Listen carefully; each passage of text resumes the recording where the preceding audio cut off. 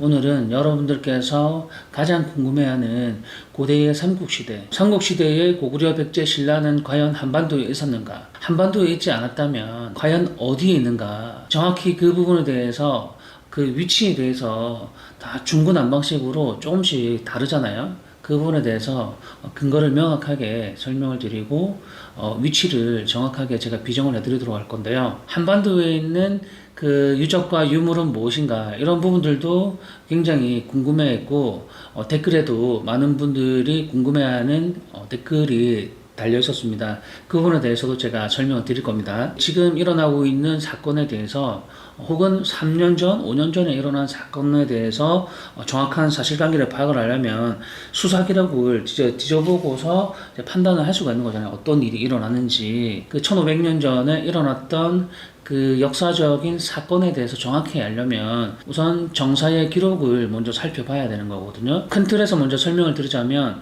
고대의 삼국시대의 역사적인 스토리는 한반도가 아니라 대륙 동부 그리고 동북 쪽에서 일어났던 게 사실입니다. 그것을 밝히기 위해서는 설득력 있는 근거가 필요한 겁니다. 그리고 직접적인 자료가 필요한 거거든요. 그런데 우리 국사편찬위원회에서 발간하는 국사책이나 우리 국사 시간에 배웠던 그 고구려와 발해 그리고 백제와 신라의 영토를 보면 한반도에 양쪽으로 배정되어 있고, 그 다음에 위쪽에는 고구려라고 이렇게 비정되어 있거든요. 그런데 그렇게 된 계기가 어떻게 되는지 이 부분을 살펴보면, 한반도에서 고려 왕건이 고려를 이제 통일하면서 봉기를 일으켰던 그 궁예와 왕건, 거기까지 나도 알아. 그 왕건이 견훤의 후백제와 신라를 통일을 하면서 자신은 사만을 통일을 했다라고 하는 그런 명분이 필요했던 거고, 고구려를 계승했다고 하는 정통성이 필요했던 겁니다. 고구려의 그 정통성이 필요했던 그 명분이 왜 필요했냐면, 동북도 중요하지만 서북 쪽에, 서쪽에 그 국경을 정확하게 그어야 되기 때문에 그 부분을 이제 진출을 하고 확장을 해야 되기 때문에 고구려를 계승했다라고 하는 그런 명분이 필요했던 거고요. 그 다음에 이제 북방의 민족들과 경계가 이제 지어야 되기 때문에 요령성에 있는 요하의 동쪽은 이제 요동이다라고 지명들이 새롭게 재설정되는 그러한 과정들을 거치게 된 겁니다. 좀 더 자세히 말해보게. 고려가 건국하고 난 다음에 고려에 대한 그 역사를 정립해야 할 필요가 있지 않습니까? 그 역사는 그 나라의 뿌리가 되기 때문에 그 나라의 그 정사를 편찬해야 할 그 이유가 생긴 거고, 그 작업을 12세기에 김부식과 그 역사학자들이 함께 작업을 했던 겁니다. 그런데 이 작업을 하려고 하다 보니까 요 나라한테 두들겨 맞고 전쟁에 의해 가지고 궁궐이 불타고 역사서들이 모두 이제 소실되다 보니까 참고할 만한 내용이 없잖아요. 그러다 보니까 중국에 있는 중국 정사들을 인용을 해서 그 삼국사기에 이제 가져다가 쓴 거예요.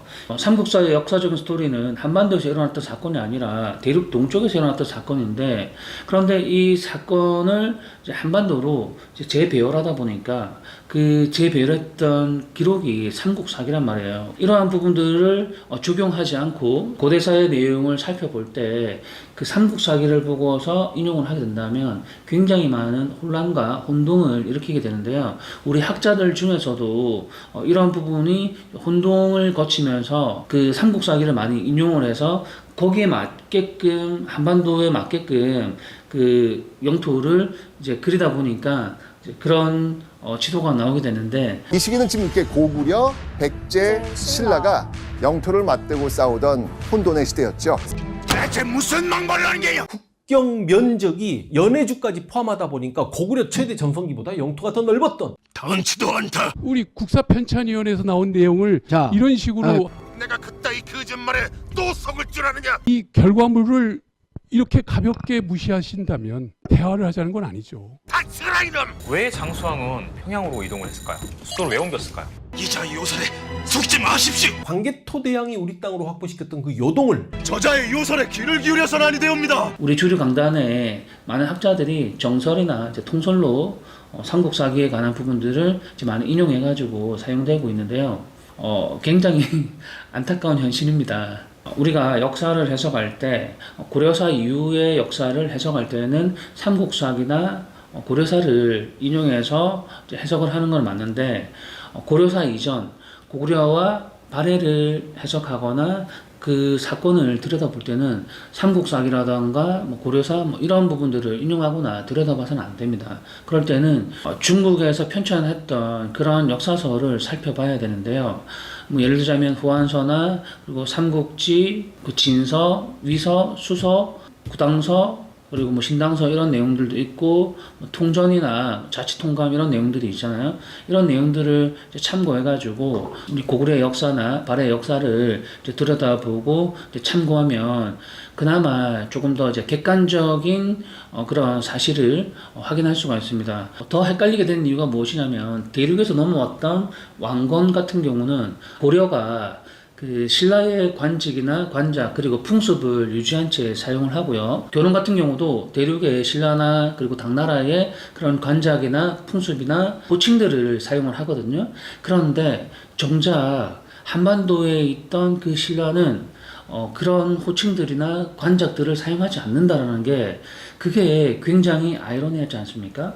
이러한 흔적들이 있는데 이러한 미묘한 그 차이를 그냥 흘려버리지 말고 자세히 살펴보면 이 삼국사기가 많이 각색되었구나라는 사실을 어느 정도 눈치차릴 수가 있습니다. 우선 유튜브 채널에 많은 영상들과 그리고 네이버 블로그라던가 자료를 검색을 해보면 고구려의 그쪽 영토가 요하보다 조금 더 멀리 갔다라고 한다거나 아니면 나나였다거나 여러 그 위쪽이었다거나 이런 식으로 지도를 막 크게 그려놓는 지도들을 굉장히 많이 봤습니다. 그러한 내용을 아무리 논해봐야 그 내용은 수박 껍데기에 보면 그 줄무늬가 3개인가 4개인가 그 정도를 다투는 그 정도의 논쟁거리밖에 되지 않습니다. 중요한 게 조금 더 멀리 가고 적게 가고 그게 뭐가 그렇게 중요하겠습니까?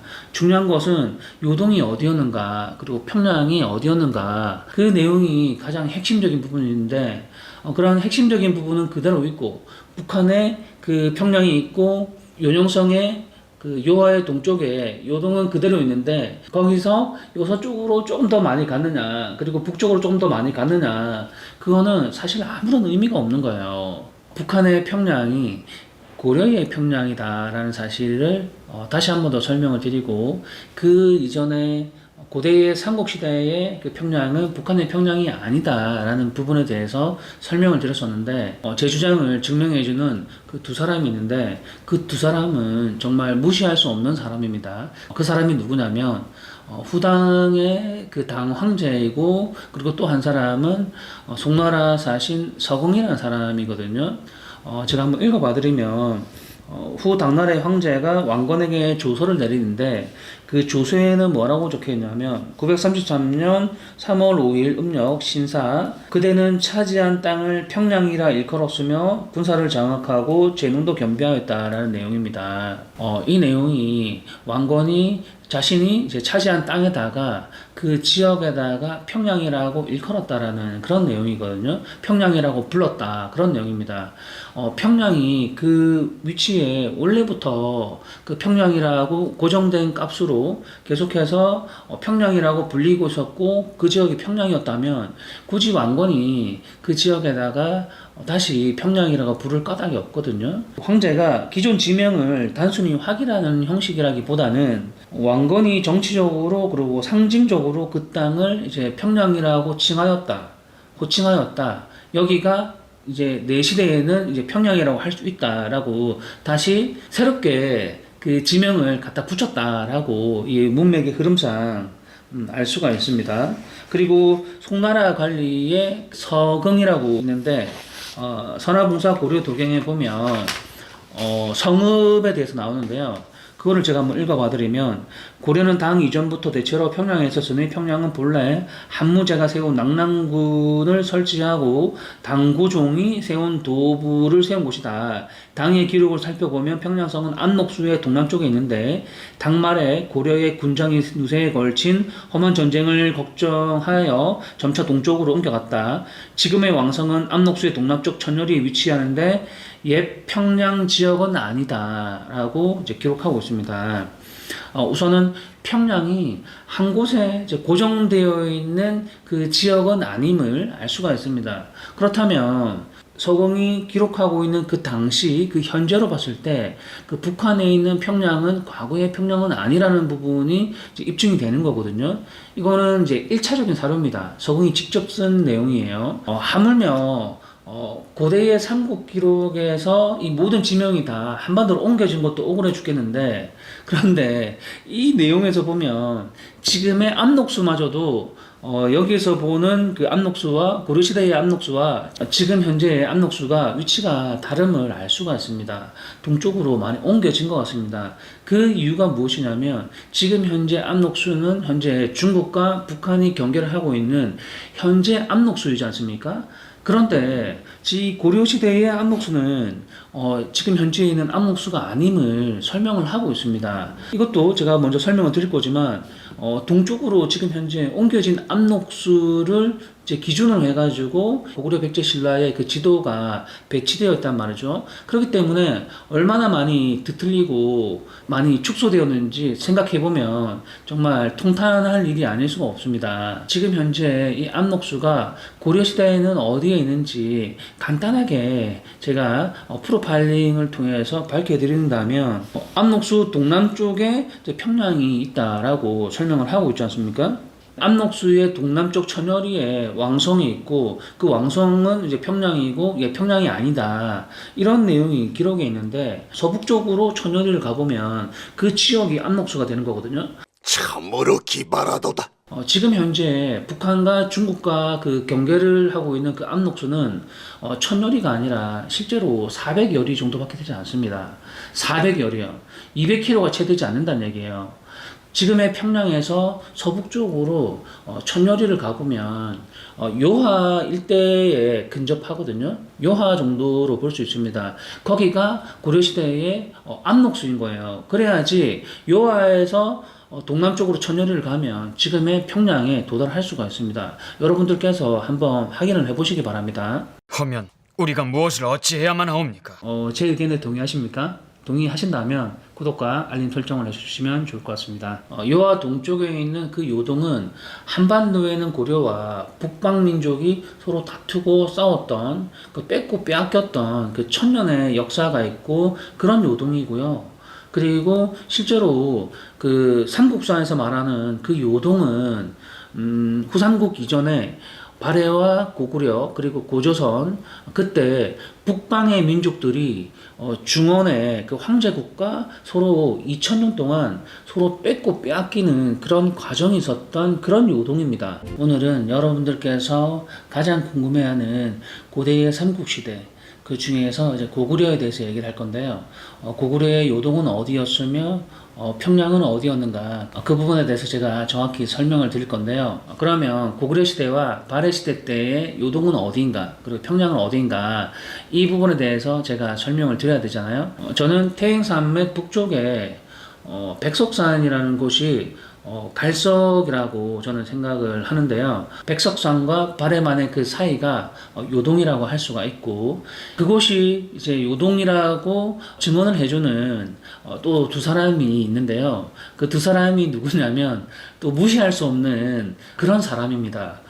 수나라의 황제 수양제고요. 그리고 발해의 2대 왕, 무왕인 대무예라는 그 임금인데, 그 사람이 황하강 북쪽에 하북성 북쪽에 그 베이징 인근 있잖아요. 그 부분이 이제 요동이고 평양이라는 부분에 대해서 그 두 사람이 증언을 해주는 그런 기록이 있습니다. 그 기록이 무엇이냐면 수양제의 그 조서를 자세히 살펴보면 모든 비밀들이 다 숨어 있습니다. 거기에. 명부신왕은 발표하라. 대장들은 삼가 지임의 영을 받을 것이다. 제가 한번 읽어보고 풀이를 해드리도록 할게요. 고구려의 작은 무리들이 혼미하고 공손하지 못하여 발해와 갈석 사이에 모여들면서 예의 경계를 자주 잠식하였다. 갈석이 어딘지는 제가 태행산맥 북쪽에 이제 백석산이라는 부분을 제가 말씀을 드렸고요.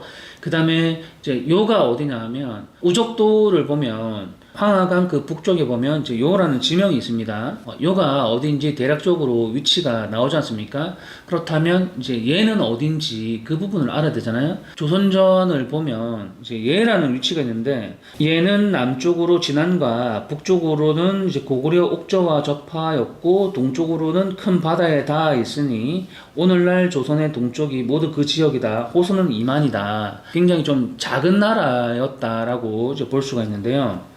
저는 이 얘가 지금의 텐진시나 탕산시로 비정을 하고 싶습니다.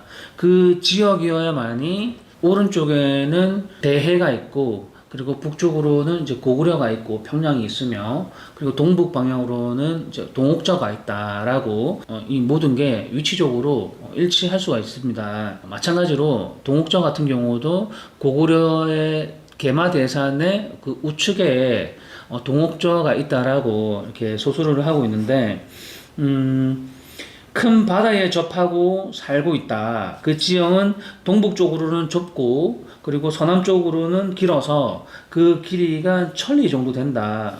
북쪽으로는 옥루와 부여, 남쪽으로는 예맥과 접해 있다. 예, 방금 전에 얘기했던 그 탕산시 그 부분, 텐진시나 그 부분과 이제 접하게 되어 있다라고 얘기를 하거든요. 영토가 이제 날씬한 형태로 되어 있다라는 뜻이고 길쭉하게 고구려의 동쪽에 있다라고 되어 있는데 대략 그 천리라고 한다면 400km 정도 되는 작은 국가라고 또 볼 수가 있습니다. 친황다오시가 이제 동옥저라고 저는 생각을 합니다. 고구려의 계마대산 동쪽에 있으며 남쪽으로는 얘가 있고 바다에 접해 있는 국가. 중국의 역사서를 보면 작은 강줄기가 만나는 큰 저수지라던가 그리고 큰 강, 예를 들자면 황하라던가 양자강, 장강 같은 경우 그런 강들을 이제 해라고 표기를 하고요. 그 다음에 바다 같은 경우는 앞에다가 대해라고 한 번 더 크다라는 부분을 이제 강조해서 대자를 붙이거든요. 우리가 중국 정사를 보면서 백제의 영토를 논할 때 백제의 영토가 남쪽으로는 해가 있고 서쪽으로도 해가 있다라고 해가지고 그 바다 해자로 해석을 하면 안 되는 거예요. 강이 있다, 큰 강이 있다라고 해석을 해야 됩니다. 우리가 중국 그 중원의 입장에서 해석을 하지 않고 그 한반도, 작은 한반도의 입장에서 해석을 한 거예요. 한반도 같은 경우는 삼면이 바다로 둘러싸여져 있기 때문에 그 해군이 발달해 있고 그 염수, 바다로 자꾸 해석을 하게 되는 그 버릇이 있는 겁니다. 그 부분은 어쩔 수가 없는 건데 중국 같은 경우 수군은 그 해군이 아니고 장강이라든가 황하강 일대의 큰 강에서 그 전투했던 그런 함선을 운영했던 그런 수군이라고 해석을 해야 되는 게 올바른 그 판단입니다.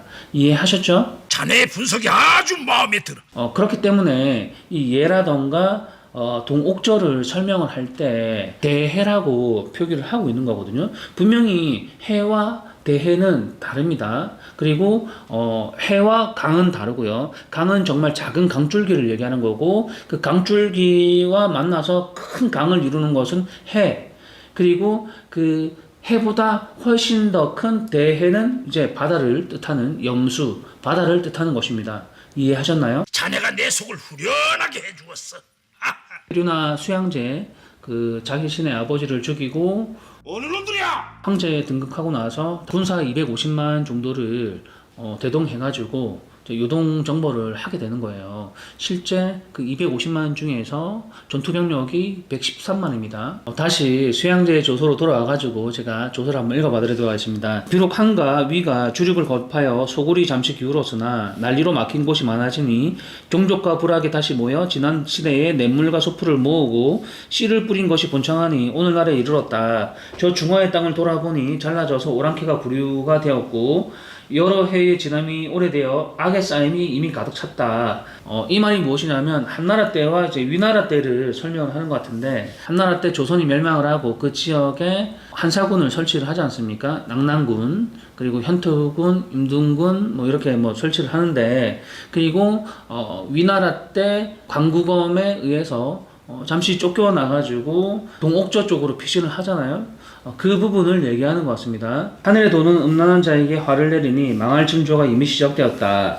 윤리를 어지럽히고 도덕과 의리를 그르침은 이루 다 헤아릴 수 없고 사특함을 가리고 간사함을 품은 것은 오히려 날이 부족하다. 문서로 알리는 엄함을 면대하여 받은 적이 없고 조정에 아련하는 예도 몸소 하려고 하지 않는다. 천하의 중심이고 그리고 황제국인데 고구려가 그 예우를 하지 않는다. 나한테 그런 대우를 해주지 않는다. 뭐 이런 뜻입니다. 조금만 상대방 입장에서 생각을 해보면 이 수양제가 왜 이렇게 화가 난 것인가 한 번쯤은 생각을 해봐야 될 거 아니에요. 그러면 왜 전쟁이 일어난 것인가 알 수도 있을 것이고 결론을 얘기하자면 고구려의 그 위치에 대해서 전쟁을 할 수밖에 없는 그 필연적인 이유가 있었습니다. 여기 내용에 다 나와요. 그 비밀이 다 담겨 있는데 옛날에 정벌할 때 이미 하늘이 친 그물에 빠져 있어서 이미 앞에 사로잡은 자의 죽음을 늦추어주고 아직 뒤에 항복한 자의 죽음을 내리지 않았는데 일찍이 은혜를 품지 않고 도리어 악을 길러 이에 거란의 무리를 합쳐 바다를 지키는 군사를 이제 죽이고 말간의 일을 익혀 요소를 침범하였다. 여기서 바다를 지키는 군사가 아니고 큰 강을 지키는 군사, 즉 황하강이 이렇게 쭉 니은자로 되어 있잖아요. 반대쪽 시청자분들 입장에서 봤을 때는 황하강이 이렇게 있잖아요. 여기가 이제 요소가 되는 거지 않습니까? 이 강을 지키는 그 군사들을 이제 죽였다라는 얘기가 되겠죠. 침범을 해서. 명쾌하구만. 이제 요소를 침범했다. 그 얘기가 되는데요. 그 조선과 그 고구려가 항복을 했기 때문에 그 왕족들을 씨를 말리지 않고 다 죽이지 않고 어느 정도 존중해주고 놔뒀는데 그런데 시간이 지나니까 또다시 이제 거란과 말갈 사람들을 이제 규합을 해서 다시 공격을 한다. 뭐 이런 내용이잖아요. 참고로 동이열전은 한반도 열전이 아니고요. 중원의 기준에서 대륙 동쪽에 있는 그 주변 국가들, 그 국가들의 열전입니다. 그 부분을 참고하셔야 돼요. 또 청구의 바깥에서는 모두 공납을 행하고 벽해의 물가에서는 함께 정삭을 받는데 바다 건너 동쪽의 나라들이 황제의 연호를 받들어 사용하면 조공을 바쳤다. 그때 결국 다시 보문을 강제로 빼앗고 왕래를 막아 끊어서 학대가 죄 없는 사람에게 미치고 성실한 자가 화를 만나게 되었다. 천자의 뜻을 받은 사신이 탄 수레가 해동에 다다르면 정절이 머무는 곳은 그 길이 번경을 지나게 되는데 고구려가 도루를 막고 왕의 명령을 받은 사람을 막아 거절하며 임금을 섬길 마음이 없으니 어찌 신하의 예라 할 수 있는가. 이를 참는다면 무엇인들 용인할 수 없겠는가. 이 문구가 굉장히 중요한 문구입니다. 이 문구에서 이제 전쟁을 왜 하게 됐는지 고구려의 영토의 핵심 지역이 드러나는 부분이거든요. 허면 우리가 무엇을 어찌해야만 하옵니까? 구독과 알림 설정을 해주시면 좋을 것 같습니다. 다시 말하지만 가장 중요한 부분은 딱 두 가지입니다. 전쟁 목적이 무엇인가, 그리고 고구려의 영토가 어딘가. 황제국은 한나라 그 이전부터 한나라, 그리고 진나라, 수나라, 당나라 이런 식으로 계속해서 그 중원의 국가들이 그 대륙의 천하의 중심이라는 그 세계관을 가지고 있었고 주변 국가들은 그 외에 번국이라는 그러한 부분들에 대해서 국제 질서가 어느 정도 성립을 했던 것 같습니다. 그리고 그게 오랫동안 수백 년 이상 유지되어 오다 보니까 그 국가들이 외교적으로 어느 정도 요식행위처럼 서로 책봉을 받기도 하고 그리고 책봉을 내리면서 조공하고 이런 부분들이 서로 은연중에 당연시하면서 이루어졌던 것 같거든요. 마찬가지로 고구려 같은 경우도 책봉을 받고 그리고 발해도 책봉을 받습니다. 그리고 신라도 책봉을 받고 백제도 책봉을 받고 그 외에 이 동이 국가뿐만이 아니라 저기 티벳이라던가 저기 북방민족에 있는 나라라던가 그리고 서쪽의 위구르나 그 외에 많은 국가들이 책봉을 했고 그 주변 국가들의 그 질서가 있었습니다. 그렇기 때문에 제가 책봉을 받을 때 이렇게 얘기하면 또 기분 나빠하는 사람들도 있을 수 있는데 그게 아니라 사실 인정할 건 인정을 하고 감정을 좀 내려놓고서 자존심 같은 거 내려놓고서 있는 그대로를 받아들여야지 실제적인 사실에 다가갈 수가 있는 거거든요. 그러한 질서가 있었는데 그런데 그 요식행위처럼 겉으로는 그런 행위를 해주면서 이제 마음속으로는 그 국제 질서를 용납하지 않는 그런 국가들도 간혹 있었습니다. 고구려 같은 경우나 이제 발해 같은 경우.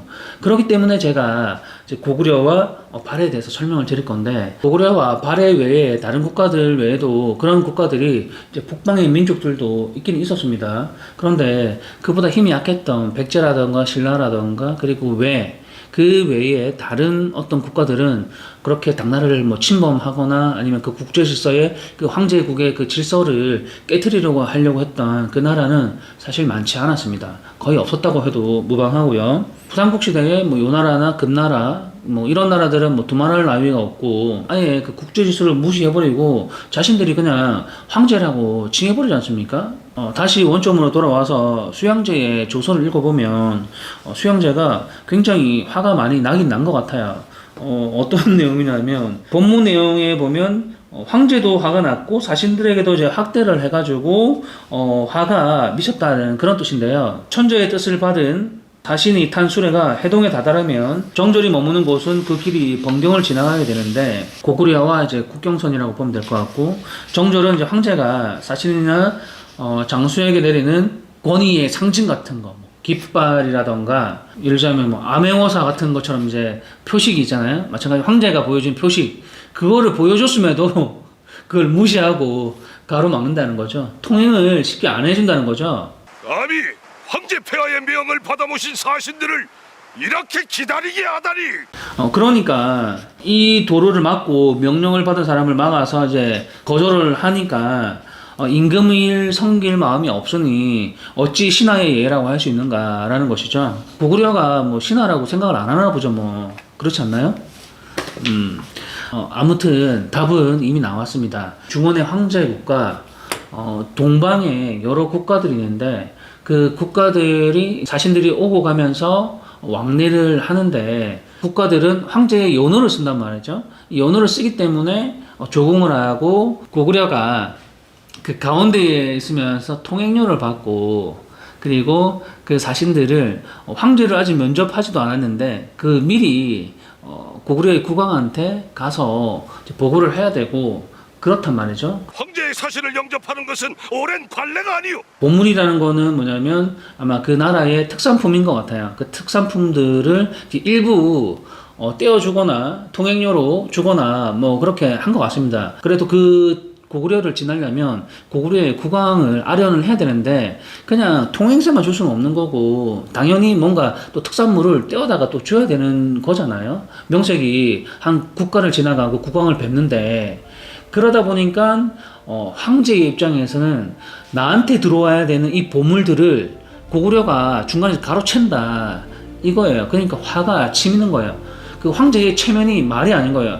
나한테 오기도 전에 이미 고구려가 먼저 사전에 면접을 하니까 얼마나 화가 나고 화가 치밀겠습니까? 아무리 변방의 법도라지만 어찌 그리도 무례하오. 정벌의 대상이 되는 겁니다. 가만둘 수는 없는 거죠. 한두 번이 아니라 앞으로 계속 그런 일들이 반복되는 거예요. 왜냐면 그 방금 전에도 얘기했지만 그 동방의 그 여러 소국들이 왔다 갔다 하는 그 지역을 딱 가로막고 있는 겁니다. 그러면 그 고구려의 그 지역이 어딘가, 그러면 그 지역을 찾아야 되는 거거든요. 지금 우리 국사편찬위원회에서 발간한 국사책을 보면 그 요녕성의 요하의 동쪽에 고구려의 영토라고 되어 있고 발해의 영토라고 되어 있습니다. 그러면 이 영토 지도로 봤을 때는 동방에 있는 국가들이 수나라로 넘어가게 되는데 고구려의 영토를 지나갈 이유가 없어요. 그럼에도 고구려가 통행료를 받을 이유가 없단 말이죠. 국가냐? 그러니까 아까 지도는 대략 이 정도가 맞는 거죠. 그리고 여기까지는 고구려 진짜 영역으로 봐줄 수 있지만, 그렇기 때문에 이 지도는 말이 안 되는 거고 후 삼국 시대에 만들어진 요동이라고 볼 수가 있는 겁니다. 924년에 그 마지막 군주 대인선이 요동을 다시 확보한단 말이에요. 그러면 다시 얘기하지만 고구려는 어디에 있는가? 태행산맥 북쪽의 갈석, 백석산과 예라는 나라, 그리고 요와 예를 잠식을 했고 좁은 통로를 이제 자신들이 지나갈 수밖에 없는 그 위치는 연산산맥과 그리고 발해만 그 사이에 아주 좁은 그 육로가 있거든요. 그 육로가 아니면 대륙으로 건너갈 수도 없고 황제국의 그 사신 수레를 탄 황제국의 사신이 그 앞을 지나갈 수밖에 없어요. 왜냐면 태행산맥이나 그리고 연산산맥 때문에 그걸 넘을 수는 없고 수레가 넘을 수가 없단 말이죠. 수레가 그리고 바다를 건널 수도 없고 그러다 보니까 그 얇은 그 육로를 지나갈 수밖에 없는데 거기밖에 없다. 그래 거기밖에 없어. 그 지역을 고구려가 장악을 하고 있는 겁니다. 내 생각도 그러하다. 그 하북성 북쪽 베이징과 그리고 요녕성의 그 일대를 모두 장악하고 있는 거예요. 고구려가. 그러다 보니까 고구려를 거치지 않고서는 대륙으로 건너갈 수도 없고 그리고 동방의 국가로 넘어갈 수도 없는 겁니다. 그래서 이렇게 화가 난 거고 고구려를 정벌을 해야 되는 거고 이런 죽일 놈들 불러. 정벌을 하지 않더라도 고구려가 그 말을 잘 들어야 되는데 말도 듣지 않는다는 겁니다. 그렇기 때문에 전쟁이 일어날 수밖에 없는 거예요. 근데 고구려 입장에서는 우리 영토를 지나가게 되는데 그 외국의 사신이 우리 영토를 지나가는데 그래도 내가 국왕인데 나를 안 만나보고 그냥 간다? 이거는 외교적으로 굉장히 큰 결례이기도 하고 그리고 이 지역을 지나간다면은 당연히 통행세를 내야죠. 당연한 거 아니에요? 지금도 마찬가지잖아요. 통행세를 내야 되는 겁니다. 세금 내야 돼요.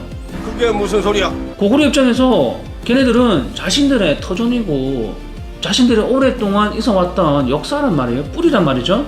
근데 그 수나라가 이렇게 공격을 해오면 목숨을 걸고서 막아야 되는 겁니다. 얘네들은 위나라가 공격을 해더라도 목숨을 걸고 막아야 되고 그 중화의 민족들이 강성했을 때는 그 하북성 위쪽에 그 고구려의 영토가 그 동옥쪽으로 피신을 하잖아요. 그 연산산맥 우측으로 피신을 해버리면 그 중원에 있는 국가들이 끝까지 따라오지는 못했습니다. 그리고 다시 중원이 약해지면 그리고 고구려가 이제 강성해지면 그때 다시 하북 지역을 다시 차지하게 됐고 그게 2000년 동안 고조선부터 고구려, 발해 계속해서 반복적으로 일어났던 일이에요. 이해하시겠습니까? 그래도 제법 기백이 살아있어서 좋구나. 충분히 설명을 한 것 같은데 어떠십니까? 발해에서도 한번 살펴보도록 하겠습니다. 발해가 점점 강성해지자 흑수 말갈도 그 영향 안에 들어가고 발해에 가로막혀 당과의 왕래가 막혔다라는 기록이 있어요. 자칫 통감을 보면 흑수 말갈이 당에 들어가려면 그 길이 내 영토를 지난다. 예전에는 돌고래 토둔을 청할 때 먼저 나에게 알리고 함께 갔는데 지금은 알리지도 않고 당의 관리를 청했다. 이런 내용입니다. 나가 누구냐면은 대무예입니다. 대무예. 대조영의 아들 장남 대무예이고 그 무왕이죠. 이는 반드시 당과 공모하여 나를 앞뒤에서 협공하라는 것이다. 이 내용인데 여기서 살펴봐야 될 게 무엇이냐면 흑수 말갈이 어디에 있는 국가입니까? 연해주라던가 그리고 하얼빈 뭐 이쪽에 있는 국가지 않습니까? 그런 나라가 당에 들어가려면 반드시 발해를 거쳐야 된다는 거예요. 발해의 영토를 지나가야 된다는 겁니다. 이제 사신들이 지나갈 수밖에 없는 그 위치는 연산산맥과 그리고 발해만 그 사이에 아주 좁은 그 육로가 있거든요. 태행산맥이나 그리고 연산산맥 때문에 그걸 넘을 수는 없고 그리고 바다를 건널 수도 없고 그 얇은 그 육로를 지나갈 수밖에 없는데 그 지역을 고구려가 장악을 하고 있는 겁니다. 그러다 보니까 고구려를 거치지 않고서는 대륙으로 건너갈 수도 없고 그리고 동방의 국가로 넘어갈 수도 없는 겁니다. 대무예 같은 경우도 그 좁은 그 발해만 그 위쪽에 그 좁은 통로 있잖아요. 동옥조의 그 영토를 확보를 한 것이고 그렇기 때문에 내 영토를 지나가야 된다라고 이렇게 표기를 한 거고요. 쉽게 얘기해서 그 대륙에 있는 그 황제의 그 나라와 그 동방의 나라의 그 이 교통권에 대해서는 발해가 꽉 쥐고 있다 이 얘기가 되는 거거든요. 그런데 이 내용을 보면 흑수 말갈이 내 영토를 지나가려면 그 대무예에게 이제 보고를 해야 되는데 이러한 과정들을 배제를 하고 당나라에게 관리를 청했다. 뭐 이런 얘기입니다. 고구려가 멸망을 하고 대조영이 이제 영주에서 숨어 지내다가 이해고에게 쫓겨가지고 발해를 건국하지 않습니까? 그 동모산이 어디냐면 연산산맥의 그 남쪽 지역입니다. 남쪽 지역. 연산산맥의 그 남쪽에 더 이상 추격하기가 힘들어요. 그렇기 때문에 위나라 장수 강국원도 거기까지만 가고 더 이상 가지 않았던 거고 왜냐면 굉장히 요새거든요. 정사에 보면 그 지역은 굉장히 요새이기 때문에 침범하기가 어렵다라고 나와 있습니다. 그 발해의 초기에는 연산산맥의 그 남쪽에 동쪽을 넘어서 요녕성에 있는 일대를 장악을 하고 그 이후에 조금씩 동옥저를 이제 장악을 한 겁니다. 대무의 입장에서 다시 고토를 회복하기 위해서는 당나라하고 전쟁을 해야 되거든요. 전쟁을 하려면 명분이 있어야 되는데 명분이 없단 말이에요. 그 명분이 무엇이냐면 방금 전에 얘기했겠지만 흑수말갈이 대무에게 보고하지 않고 당나라에게 관리를 청했다. 이 부분은 그 흑수말갈을 정벌 하는 명분이 되지 않습니다. 이 부분은 대무의 얘기가 맞습니다. 대무의 생각은 고토 회복에 있었던 겁니다. 고구려가 멸망을 하고 당나라에게 빼앗겼던 서쪽의 영토를 다시 회복하는 게 진짜 목적이었던 거예요. 그래서 대무에는 그 명분을 만든 거예요. 말도 안 되는 명분. 그 명분이 무엇이냐면 이는 반드시 당과 공모하여 나를 앞뒤에서 협공하기 위한 것이다 라는 그 명분을, 그 전쟁의 명분을 만든 것입니다. 옛 영토를 회복하려는 그 목적이 있었던 겁니다. 근데 동생 대문회 같은 경우는 그 형님의 그 깊은 뜻을 헤아리지 못했던 거예요. 자, 무예는 흑수말갈이 당에 들어가 조공한 것에 분노하여 마침내 그들을 토벌하였다. 광개토대왕이 우리 땅으로 확보시켰던 그 요동을 발해선왕이 다시 확보하게 되면서 추후에 대인수 때 사방 오천리라고 얘기를 하고 있거든요. 근데 그 대인수 시절에 9세기 초반에 그때 2천리에서 갑자기 3천리를 확장하면서 대대적인 그 정보를 해가지고 3천리가 늘어난 게 아니고요. 대무해 때 거의 이제 흑수말갈을 거의 다 장악을 했고, 좀 더 자세히 말해보게. 흑수말갈이 당나라에 들어가기 위해서는 반드시 발해의 영토를 지나가게 되는데, 발해의 영토를 지나가면서 무왕 대무에게 그러한 부분들을 얘기하지 않았다라는 그 이유만으로 당나라와 흑수말갈이 협공해가지고 양쪽에서 발해를 공격하려고 한다라는 그 대무의 그 주장이 너무나 억지스럽다라는 부분이 너무나 의문이거든요. 두 번째 이상한 부분이 무엇이냐면 형님 대무회가 동생에게 흑수말갈을 정벌하라라고 얘기를 했는데 그 동생이 거절을 하고 두려워하면서 당나라는 대국이고 그러한 이유로 흑수말갈을 정벌할 수 없다라고 얘기를 했단 말이에요. 그러면서 그 부분을 이제 두려워해가지고 당나라로 이제 망명을 했는데, 또 그런 이유로 그 대무회가 동생을 죽이라고 살수까지 보내면서 동생을 죽이려고 했다라는 게 선뜻 저는 납득이 가지 않는단 말이에요. 이러한 스토리 전개가 너무나 부자연스럽습니다. 그렇기 때문에 저는 어떻게 받아들이냐면, 대무회는 고구려가 멸망을 하고 나서 대조영과 함께, 아버지와 함께 영주에 숨어 있다가 이해고에게 쫓겨가지고 연산산맥의 그 동쪽에 있는 그 요녕성으로 이주를 하게 됩니다. 그러면서 이제 동모산에서 나라를 건국하게 되고 그 이후에 발해가 되는데, 이러한 전반적인 그런 과정을 모두 대무회는 경험을 했고 실제 몸소 체험을 했단 말이죠. 그렇기 때문에 대무회 같은 경우는 다시 자신이 임금이 되고 나서 언젠가는 고토 회복을 하기 위해서 하북성을 점령해야 된다라고 생각을 했을 겁니다. 그런데 전쟁을 하기 위해서는 명분이 필요하거든요.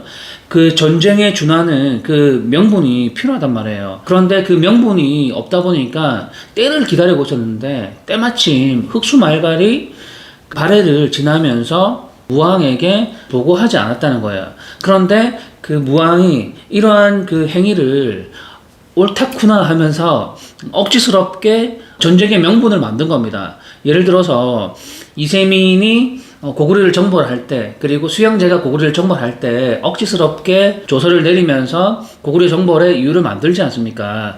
마찬가지로 대무회 같은 경우도 당나라와 흑수말갈을 정벌하기 위한 그런 명분을 억지스럽게 만들었다고 할 수가 있는 겁니다. 그런데 대무회가 당나라로 이제 망명을 하다 보니까 형님 대무의 입장에서 분명히 자신도 최근 얼마 전에 고구려가 멸망했던 이유가 무엇이냐면 연개소문의 아들 연남생이 형제 간에 이제 갈등을 일으켜가지고 연남건과 연남산에 의해서 바로 당나라로 망명을 한단 말이죠. 그렇게 해서 연남생은 당나라의 장군이 되어가지고 고구려를 이제 토벌하기 위한 그런 길잡이로 나선단 말이에요. 그러면서 이제 고구려가 멸망을 했던 겁니다. 대문의 동생이 무왕에게 들었던 그러한 스토리는 사실상 1급 비밀에, 특급 비밀에 해당되는 중요한 군사적인 비밀에 해당되는 거 아니겠습니까? 그렇기 때문에 대무의 입장에서는 반드시 동생이라 하더라도 죽였어야 한 겁니다. 왜냐하면 그 나라에 국운이 달린 일이기 때문에 반드시 죽여야 하는 그런 일이었어요. 그래서 살수를 보냈던 거고, 당나라에게도 동생을 죽이라고 했지만 죽이지 않았던 거고, 죽이지 않았던 이유는 동생 대문외를 통해서 무왕의 그 계획을 알았던 거죠. 모든 결과에는 과정이 있는 법인데 대문외의 그런 발언이라든가 그런 행위가 너무나 부자연스럽단 말이에요. 세 번째 이상한 부분이 무엇이냐면 무왕 대문외가 흑수말갈이 자신에게 보고하지 않았다는 이유만으로 동생에게 흑수말갈을 정보를 하라고 726년에 그 지시를 한단 말이죠. 그리고 6년이 지난 이후에도 그 화가 풀리지 않아가지고 722년에 산동성에 있는 둥주를 공격하라고 지시를 한단 말이에요.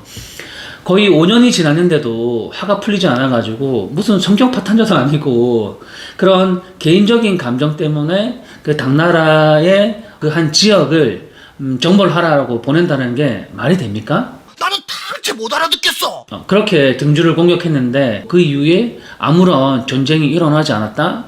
너무나 이상하지 않습니까? 그런 식으로 종결될 일이 아니잖아요. 당연히 당나라 입장에서는 토벌대를 만들어가지고 발해를 공격하고 대대적인 전쟁을 일으키는 게 그게 당연하단 말이에요. 그렇지 않습니까? 그런데도 아무 일도 일어나지 않은 것처럼 사건을 묻어둔다는 게 너무나 저는 납득이 가지 않고, 여러분들은 납득이 가십니까?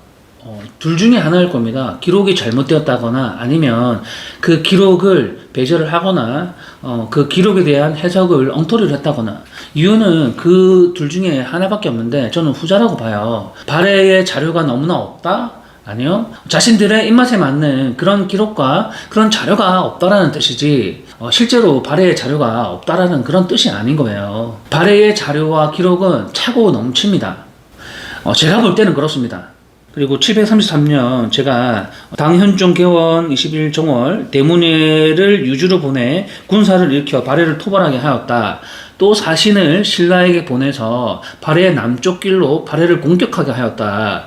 이 상황이 무엇입니까? 연개소문의 아들 연남생을 연상시키게 하지 않았습니까?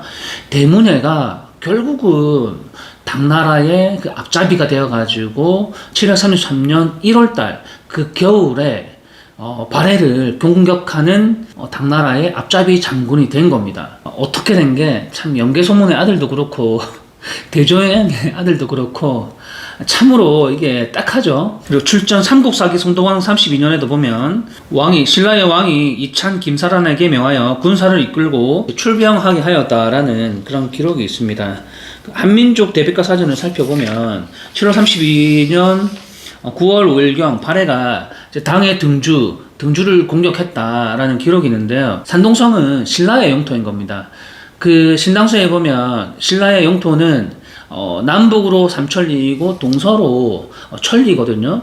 그렇기 때문에 산동성에서 그 삼천리 밑으로 내려가면 양자강까지, 양자강 일대를 접하게 되거든요.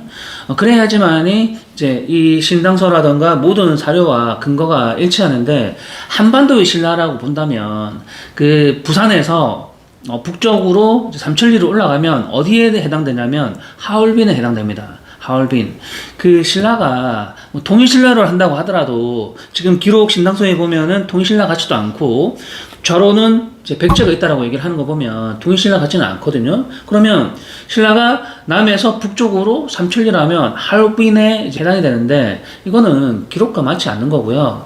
동에서 서쪽까지 천리라고 하면 400km거든요. 그런데 한반도는 동에서 서쪽까지 600리밖에 되지 않습니다. 그런데 또 백제가 있단 말이에요. 그렇다면 신라의 동쪽에서 서쪽까지는 사실상 한 300리 될까요? 그렇게 봐야 되는데, 그런데 천리가 된다라고 신당서에서 밝히고 있단 말이에요. 그러면 한반도의 신라가 아니란 얘기예요. 732년 9월에 발해왕 무왕 대무해가 신라의 영토라고 할 수 있는 산동성 북쪽에 있는 그 등주를 공격을 합니다. 그리고 그 이후에 733년 1월달 그 겨울에 당나라의 장수가 되어가지고 발해를 공격하는 거거든요.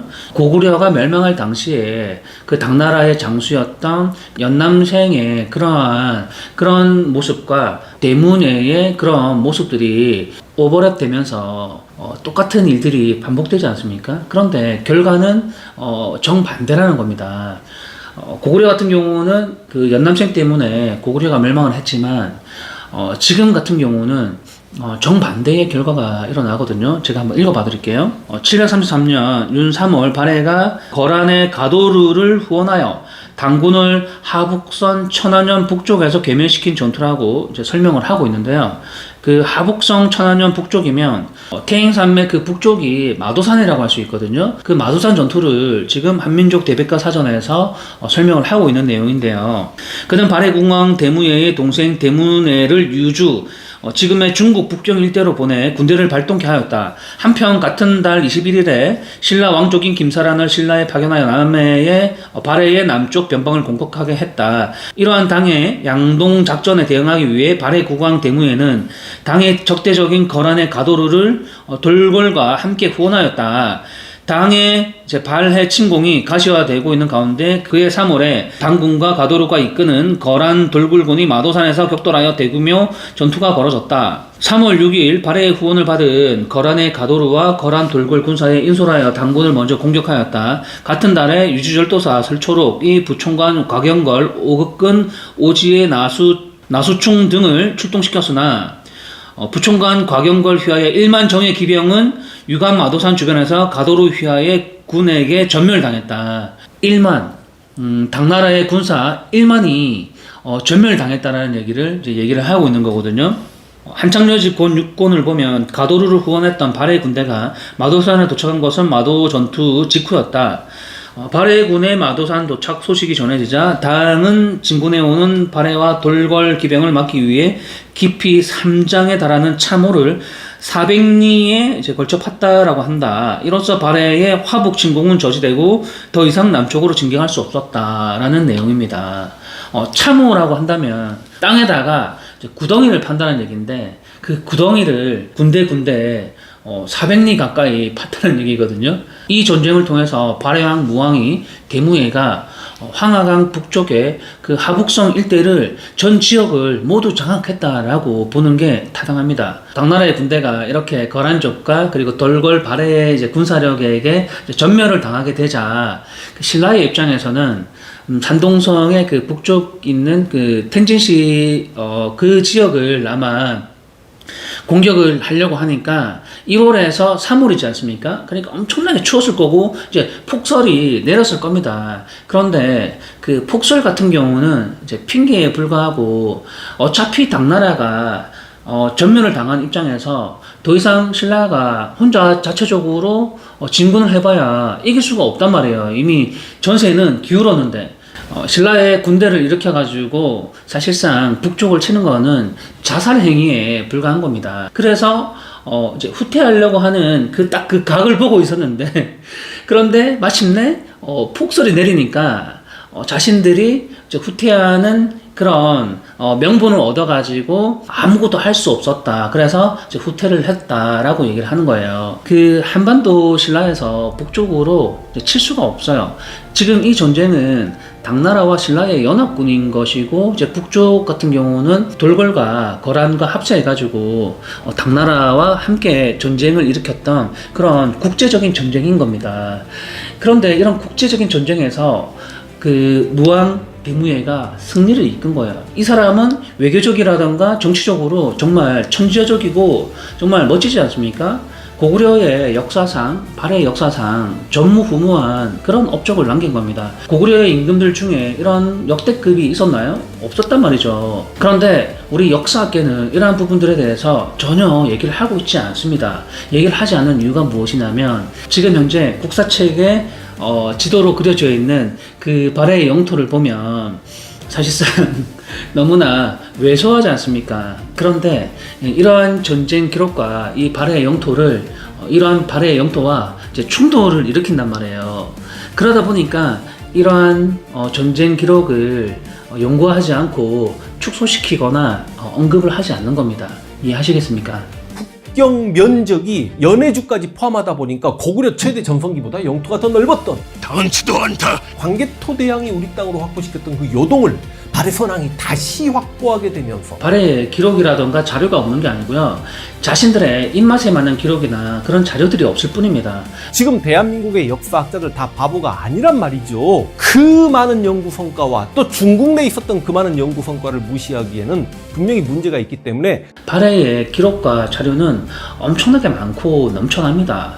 제가 지금까지 아직 언급하지도 않고 앞으로 언급해야 될 내용들이 계속 쌓여 있거든요. 그런데 영상의 이제 시청 시간도 있고 그러다 보니까 나름대로 저도 이제 축소시켜가지고 거기에 맞게끔 하는 거니까 앞으로 계속해서 언급을 할 거거든요. 그러니까 혹시 아직까지 구독 안 누르신 분들이 있나요? 빨리 구독과 알림 설정을 눌러주시고 다음 영상들 계속해서 시청하시기 바랍니다.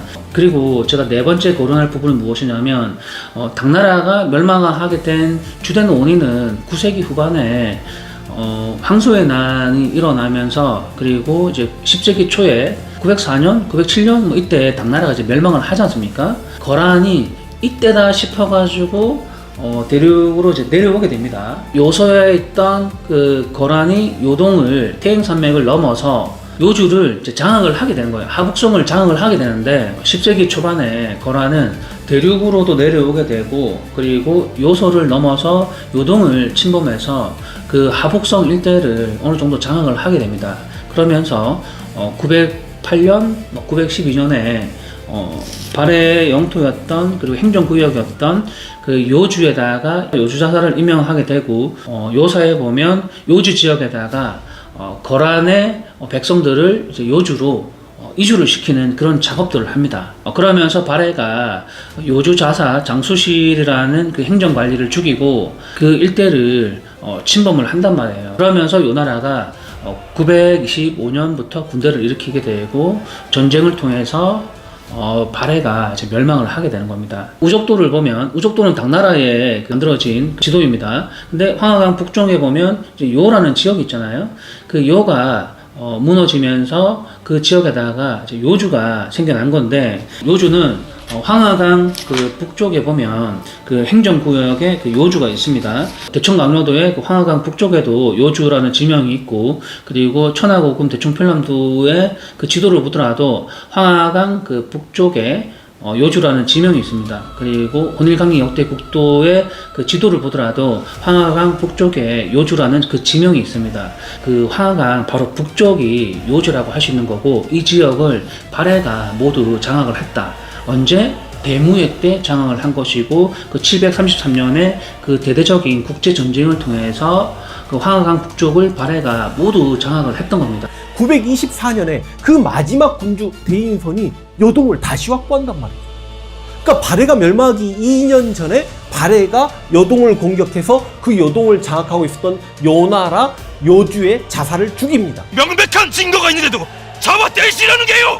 그래야지만이 뭐 삼국사기 백제 봉기 마지막 편에 보면 그 산동반도에 있던 산동반도가 그 신라의 영토이다 보니까 신라의 서쪽에 있던 그리고 고구려의 남쪽에 있던 그 백제 영토를 발해와 신라가 나누어 가졌다라고 할 수가 있는 거고요. 발해 부흥운동, 정한국이라든지 후발해 이런 부흥운동이 분명히 있었음에도 불구하고 화산 폭발로 인해서 부흥운동 역시 좌절을 맛보게 되었을 거고 저자의 요설에 귀를 기울여서는 아니 되옵니다. 물론 화산 폭발이라는 게 백두산하고 발해수도 상경은 위치가 굉장히 가까웠거든요.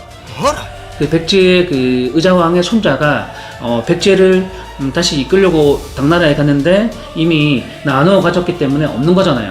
국가는 없어졌지만 그 백성들은 계속 있는 거거든요. 백성은 거기에 계속 있는 겁니다. 자네가 내 속을 후련하게 해주었어. 그러다 보니까 8세기와 그리고 9세기에 이정기와 이사도가 여기에서 이제 제 나라를 이제 공고를 한 겁니다. 백제의 그 백성들이 있는 그 운주와 지청 그 지역에서 운주절도사를 했고 지청절도사를 한 건데, 그러면서 이정기와 그 이사도의 직책이 하나 더 있는데요. 그 직책이 무엇이냐면 신라 발해 양번사라는 그 직책이 있는 겁니다. 신라 발해 양번사 이런 관직도 추가가 되고 신라와 발해와의 외교 업무를 모두 이정기에게 맡겼다는 뜻입니다. 발해 신라 사신은 반드시 이정기를 경유해 가야 한다는 그런 의미가 있다고 보면 되겠죠. 그 외신들이 자주 온다고 해가지고 거기가 무슨 국제시장도 아닌데 거기다가 신라 발해 양번사를 설치할 이유가 없잖아요. 그러면 거기뿐만이 아니라 다른 사신들이 다른 쪽에도 올 텐데, 그러면 신라 발해 양번사를 다른 지역에도 설치를 해야 되는데 다른 지역에는 없어요. 그 지역이 발해와 신라가 그 국경을 인접하고 있기 때문에 그 딱 그 중간에 신라 발해 양번사, 우리 주류 강단 사학은 신라 발해 양번사라는 이 직책을 가지고서 어떻게 해석을 하냐면, 신라의 사신들과 발해의 사신들이 이 산동성 일대에 자주 왕래를 하니까 여기에서 신라 발해 그 양번사를 설치해 가지고 그런 식으로 이제 이해를 하고, 그 다음에 산동성과 강소성 일대 그 지역이 신라의 영토지 않습니까? 신라의 영토이기 때문에 그 인구가 어마어마하단 말이에요. 밀주에 신라인 마을이 있었다. 등주에도 신라관과 발해관이 있다고 전한다. 그러함에도 한반도에 있는 그 유민들이 이제 그 당나라로 넘어와가지고 신라방이라고 얘기를 하는 거예요. 어떻게 이 조그만한 신라의 그 소수의 그 민족들이 큰 대륙의 그 인구를 메꿀 수가 있습니까? 당나라 때 신라인 마을이 있었던 지역 중에서 많은 지역이 이정기 영토 안에 속한다. 오히려 그 반대로 대륙 동쪽에 있는 신라에서 그 유민들이 한반도로 넘어가가지고 한반도 동쪽에 신라의 신라방이라면 모를까, 안 그런가요? 오늘은 발해의 그 핵심 영토와 그 무왕 대무예의 전쟁 스토리에 대해서 얘기를 했는데, 대무예라는 임금이 정말 역대급이지 않습니까? 우리 시청자분들께서 당군의 후손이라면 홍익인간의 뜻으로 제 영상에 도움이 되셨다면, 제 영상이 널리 세상에 이롭게 할 수 있도록, 제 영상이 널리 퍼질 수 있도록 구독과 좋아요, 알림 설정을 해주시면 감사할 것 같습니다. 오늘 준비한 영상은 여기까지고요. 다음 영상 또 기다리십시오. 시청해주셔서 감사합니다.